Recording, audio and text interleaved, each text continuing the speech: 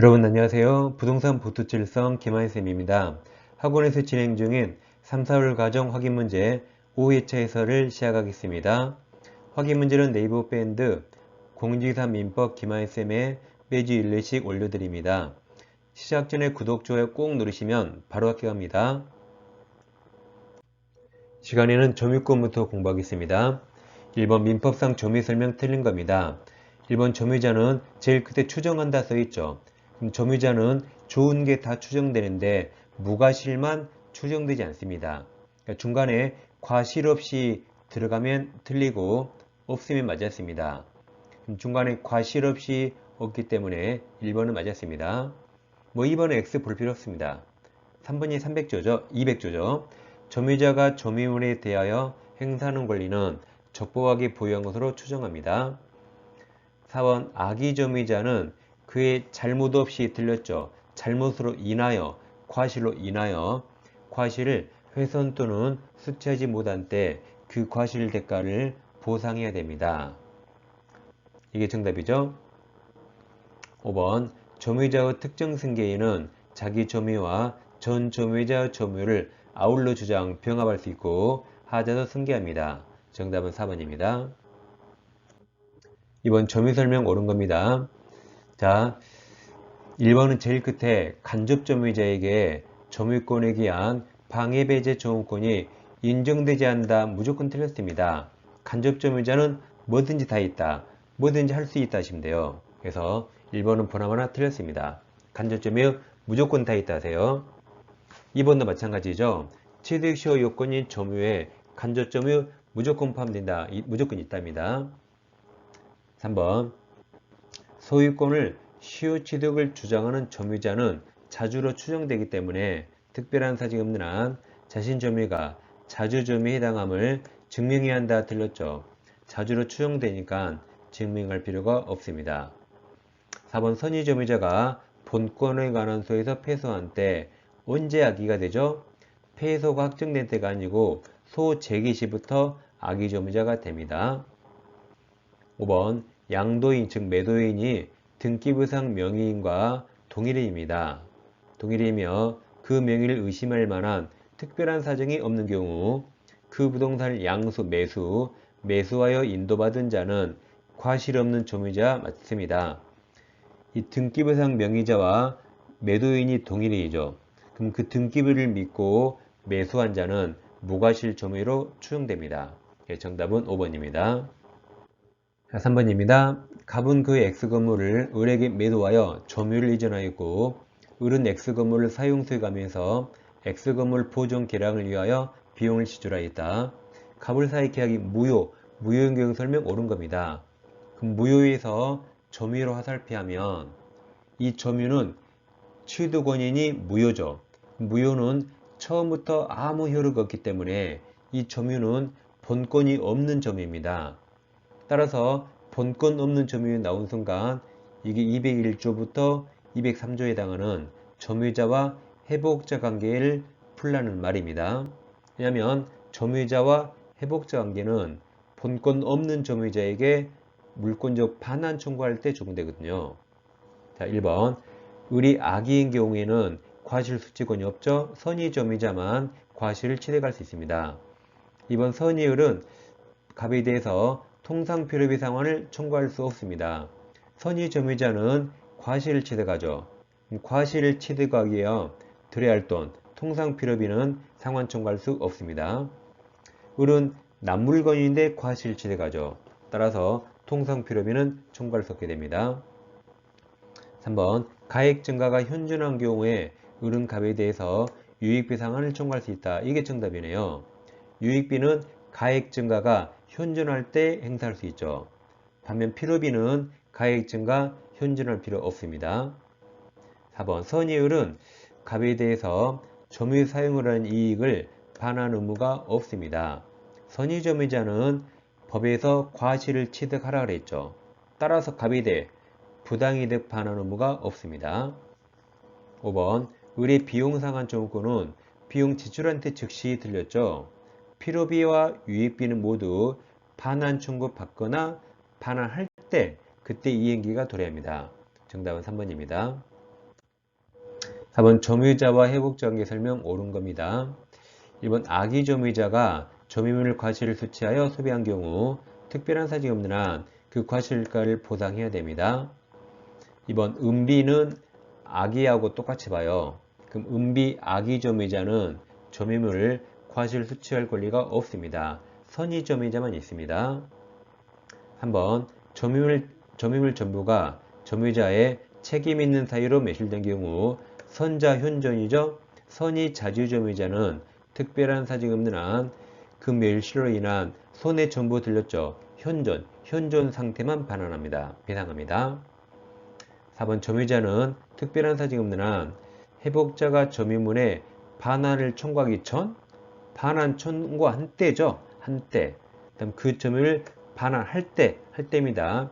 회복자에게 필요비나 유익비 상환을 청구할 수 있습니다. 그러니까 비용 상환은 언제 청구하는 거죠? 반환 청구 받거나 반환할 때 그때 필요비와 유익비를 동시에 청구합니다. 5번 악의 점유자는 특별한 사정이 없는 한 점유물에 지출한 통상 필요비 상환 청구할 수 있죠. 선의 점유자가 과실을 취득하니까 통상 필요비를 청구할 수 없습니다. 악의 점유자는 과실을 취득할 수 없죠. 따라서 모든 비용을 청구할 수 있습니다. 정답은 1번이었습니다. 5번 주의토지 통행권 옳은 겁니다. 1번 주의토지 통행권자는 담장과 같은 축조물이 통행에 방해가 되면 철거를 청구할 수 있습니다. 2번 토지 분할로 무상 주의토지 통행권을 취득한 분할토지 소유자가 그 토지를 양도한 경우 그럼 양수인에게는 무상 주의토지 통행권이 인정되지 않죠. 이게 정답이네요. 무상 통행권은 직접 분할 당사자에게만 인정됩니다. 양수인이나 특별승계인에게는 인정되지 않습니다. 3번 소유 토지 용도에 필요한 통로가 이미 있더라도 그 통로를 사용하보다 더 편리하다는 이유만으로 다른 장소로 통행할 권리가 인정되지 않습니다. 4번 기존 통로가 있더라도 그것이 당해 토지 이용이 부적합하여 실제로 통로로서 충분한 기능을 하지 못할 때 통행권 인정됩니다. 3번, 4번 두 개 비교하세요. 3번처럼 더 편리하다는 이유만으로 인정되지 않지만 4번처럼 충분한 기능을 못하면 그때는 인정됩니다. 5번 주의토지 통행권은 일단 발생하여도 나중에 그 토지에 접하는 공로가 개설됨으로써 통행권을 인정할 필요가 없어집니다. 당연히 소멸해야겠죠. 정답 2번입니다. 6번 시효 취득할 수 없는 겁니까? 1번이 정답이죠. 시효 취득은 20년간 점유해야 되는데 저당권은 점유하는 권리가 아닙니다. 따라서 애초에 시효 취득할 수 없습니다. 2번 계속되고 표현된 지역권 가능하죠. 3번도 점유하는 권리라 가능하고 4번 국유재산에서 일반재산은 사적거래 가능하기 때문에 시효 취득 가능합니다. 5번 성명 불상자 이름도 몰라 성도 몰라요. 그래도 토지는 사적거래 가능하죠. 시효 취득할 수 있습니다. 1번이 정답입니다. 7번입니다. 점유 취득 시효 설명 옳은 겁니다. 1번 부동산에 대한 악의무단 점유는 이건 타주죠. 따라서 점유 취득 시효 기초인 자주점유로 추정되지 않습니다. 2번 집합건물의 공용 부분은 별도로 취득 시효 대상이 되지 못합니다. 이게 정답이네요. 예를 들어 아파트 주차장에 20년 살았어요. 그런 그지가 없죠. 이런 공용 부분은 시효 취득 대상이 되지 않습니다. 3번 일필토지 일부에 대한 점유 취득 시효 인정될 수 있죠. 단 나중에 등기할 때는 분필해서 등기해야 됩니다. 4번의 지문이 길면 제일 끝으로 달려가요. 그럼 시효 완성을 주장할 수 있는가 물어봤죠. 그럼 이 시효 완성은 오직 완성 당시 소유자에게만 주장할 수 있습니다. 다시 말씀드려요. 이 취득시효 주장은 오직 완성 당시 소유자에게만 주장할 수 있어요. 그럼 주장하는 상대방이 완성 당시 소유자인가 아닌가만 보면 됩니다. 그럼 4번 아직 등기하지 않은 시효 완성자는 그 완성전에 이미 설정되어 있던 가등기 기하여 이제 시효 완성 후에 소유권 이전 본등기 받았죠.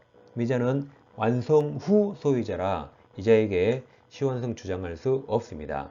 시완성은 항상 오직 완성 당시 소유자인가 아닌가만 보면 됩니다.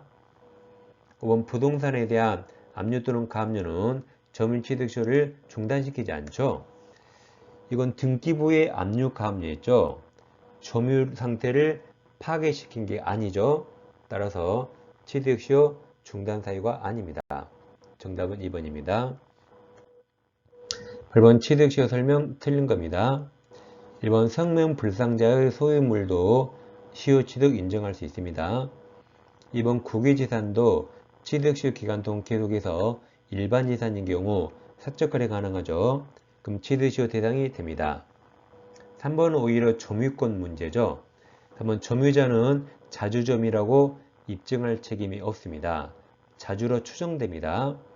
이렇게 자주로 추정되는 점유자가 자주점유권을 주장하였으나 이것이 인정되지 않는 경우 특별한 사정이 없는 한 자주점유의 준용이 번복된다 틀렸죠. 입증 책임 없는 자가 뭔가를 주장해서 인정되지 않아도 추정력 안 깨집니다. 상대방이 깨뜨려야 됩니다. 4번은 X 볼 필요 없습니다.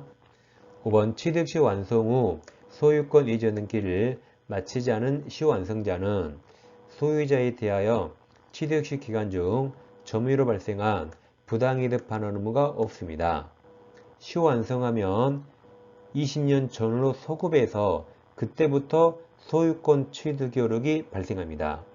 그러니까 점유기간 20년 동안 소유자로서 점유한 게 되기 때문에 부당이득 반환 의무가 없습니다. 정답은 3번입니다. 9번 공유입니다. 그럼 공유각 나오면 항상 과반수권자가 있는 거 보세요. X토지를 갑이 3분의 2 지분 끝났습니다. 을이 3분의 1 지분이죠? 이제 틀린 겁니다. 관리 행위는 과반수 갑 혼자 결정할 수 있습니다. 1번 병이 갑 과반수로부터 X토지의 특정 부분이든 전부든 똑같습니다. 특정 부분 사용 수익을 허락받아 점유하는 경우 그럼 적법점유죠. 따라서 을 소수 지분권자는 병을 상대로 어떠한 청구도 할 수 없습니다. 토지 반환 청구할 수 없습니다. 병의 점유는 적법이기 때문에 소수 지분권자는 이 점유자를 상대로 어떠한 것도 청구할 수 없습니다. 1번이 바로 정답입니다. 2번 갑이 부정한 방법으로 X토지 전부에 관한 소유권 이전 등기를 갑의 단독 명의로 행한 경우 그럼 이 등기는 전부 무효가 아니죠. 갑 지분만큼 유효입니다.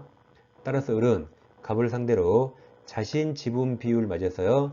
자신 지분에 관해서 등기 말소를 청구할 수 있습니다. 반면 전부 말소 청구할 수는 없습니다. 3번 X토지 간에서 제3자 정명의로 원인 무효의 소유권 이전 등기가 경로되는 경우 그럼 보존행위로서 을도 정을 상대로 전부 말소 청구할 수 있습니다. 보존행위로서 갑, 을 각자 단독으로 전부 말소 청구할 수 있습니다. 4번 제3자모가 X토지에 무단으로 건물을 신축한 경우 을은 특별한 사유가 없는 한 자신 지분 비율 맞아요. 지분 비율 한도 내에서 손해배상을 청구할 수 있다.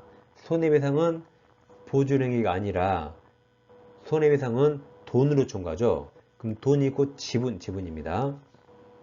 X토지가 나대지인 경우 갑은 을 동의 없이 건물 신축할 수 있는가 물어봤어요.